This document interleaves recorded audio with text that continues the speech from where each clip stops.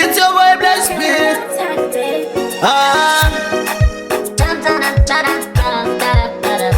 Keltech zvandinenge ndoita zvese zvonoshuwira kunge kwese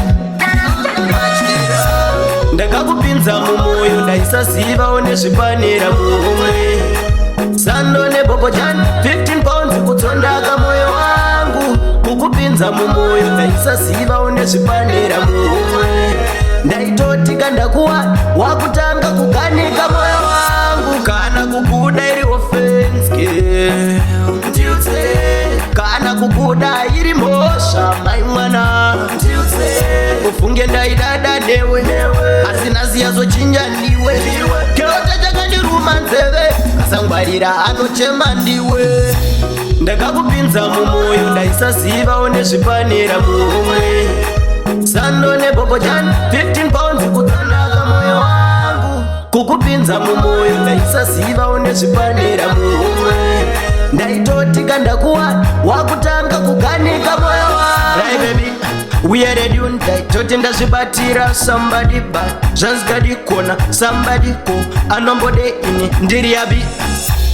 zvandinenge ndoita zvese zvaunoshuwira asi wondishora kunge kwese mai mwana una matyira ndakakupinza mumwoyo ndaisazivawo nezvipanera muhomwe sando nebhobho jani 15 pounds kutsondaka moyo wangu kukupinza mumwoyo ndaisazivawo nezvipanera muhomwe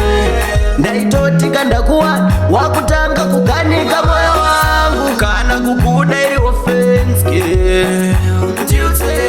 kana kukuda iri mhosva mai mwana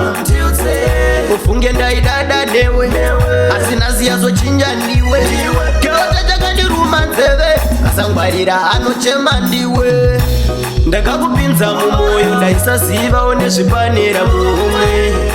sando nebhobho jani 15 pounds kutsondaka moyo wangu kukupinza mumwoyo ndaisazivawo nezvipanera muhomwe